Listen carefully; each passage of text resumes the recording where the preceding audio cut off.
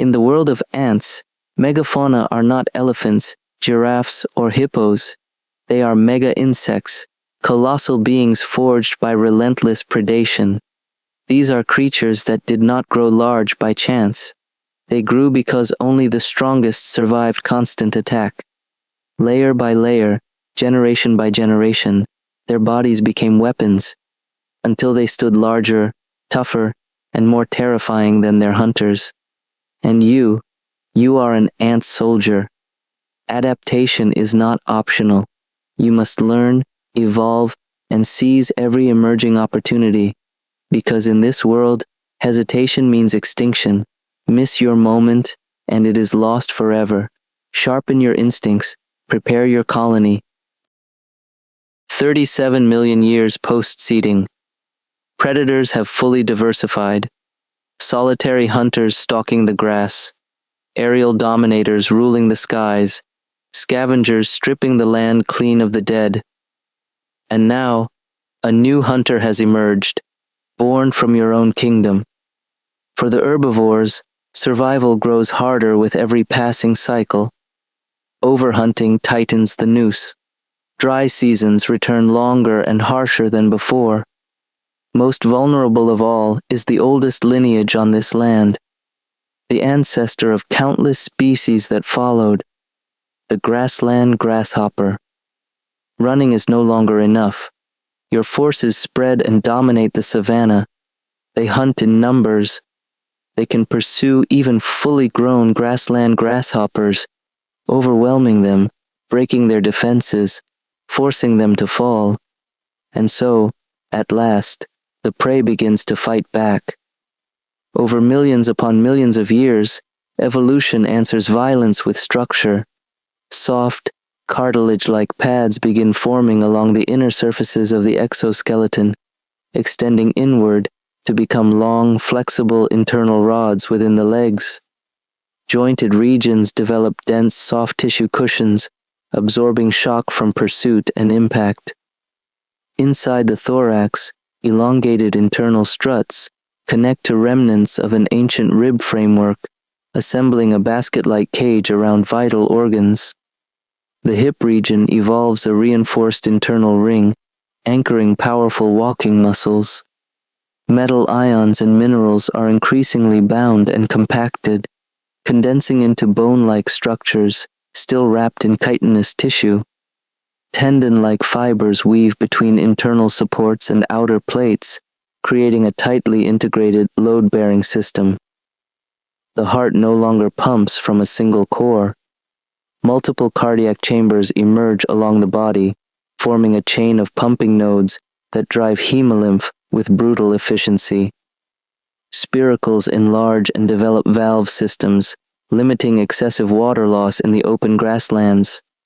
Air sacs expand throughout the body, enhancing gas exchange while reducing overall weight. By 40 million years post-seeding, a new species rises from the pressure cooker of Terra Nova's savanna, the ironhorn grasshopper. It is goat-sized, a mega-insect forged by relentless predation. Its body carries a proto-rib basket, shielding vital organs from crushing force. All 6 legs are reinforced with mineralized internal rods, while the pelvis evolves into a ringed internal brace, anchoring immense muscle mass. The hind legs are no longer built for the explosive jumps of ordinary grasshoppers. Instead, they function like those of an antelope, designed for powerful, sustained bounds across open terrain. Diet follows form. They no longer rely on grass alone. Roots are torn from the soil. Woody twigs and low branches are crushed and consumed. Their exoskeleton is no longer just a shell. It is external armor.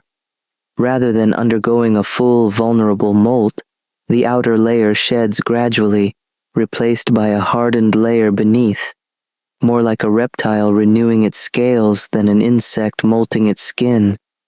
This means one thing: they are never defenseless, especially the adults. Ironhorn grasshoppers are highly temperamental toward predators. They move in small herds of 3 to 8 individuals, always alert, always facing outward. When threatened, they do not flee immediately. They prepare to charge. A predator that gets too close risks being met with a full-body rush or a devastating hind leg kick capable of shattering armor and breaking limbs. Even a full platoon of your forces can be overwhelmed. Several of your soldiers may suffer severe injuries, crushed, flung aside, or trampled beneath armored mass. With this adaptation, iron-horn grasshoppers become nearly untouchable. The prey has become a fortress, and the balance of power in Terra Nova's grasslands has shifted once again. At the same time, another ancient resident of Terra Nova begins to change. The mouse aphid, an endemic species that has lived here for tens of millions of years, is forced down a new evolutionary path. Beneath the grasslands, the mycelial network spreads relentlessly. Fungal threads wrap around grass roots, bind soil layers together, and slowly rewrite the underground ecosystem. Some grass roots are now completely encased in fungal tissue, and when these aphids stop producing honeydew, your kingdom no longer has a reason to protect them. Without your patrols, they become easy prey, especially for trapdoor aegis. Faced with extinction, a portion of the population shifts its diet. They abandon grass, they turn to fungi. From this pressure emerges a new form, the Fungimouse Aphid. Its body becomes smaller and more compact. The forelimbs evolve into specialized tools designed to peel apart dense fungal mats.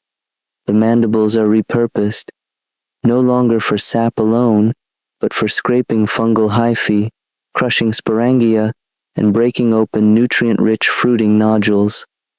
Chemosensory palps grow more refined, capable of detecting spore density and reading subtle changes in fungal metabolism. Inside the gut, a new alliance forms. Mycolytic symbionts evolve to break down chitin and beta-glucans, allowing the aphid to extract energy directly from fungal tissue. They no longer form vast eusocial systems. Instead, Fungimouse aphids live in small colonies of 3 to 12 individuals, without castes, without queens. Their homes are not dug from scratch. They hijack existing fungal cavities, slowly expanding them, not by digging, but by controlled grazing, carving tunnels as they feed. For your kingdom, their role changes. They no longer provide honeydew. They no longer require protection. But in return, they regulate fungal expansion beneath the soil, preventing runaway mycelial dominance. Their natural predator remains the same, trapdoor aegis larvae. When threatened, Fungimouse aphids defend themselves by ejecting a cloud of spores from their sipunculi, an irritant that burns eyes and clogs spiracles. As the dry season arrives, they retreat deeper underground. Fungi persist even in drought, and so the aphids lower their metabolism, slipping into a state of prolonged survival. In Terra Nova, even the smallest survivors must evolve, or vanish beneath the soil. And this is the ecosystem of Terra Nova, as we have explored it so far. Predators rise, prey adapts, and every survival strategy leaves a scar on the world itself. But our story does not end here. In the next episode, we will turn the clock back to 22 million years post-seeding. This is the moment when the raptor ant kingdom achieves something unprecedented, the ability to cross oceans and launch invasions across every continent of planet Arthronia. Every continent except one. There remains a final landmass, isolated, cut off from most migratory routes, untouched by the great waves of expansion. Unlike the others, this continent does not evolve through constant invasion and competition, and it may be the most mysterious chapter in the history of Arthronia.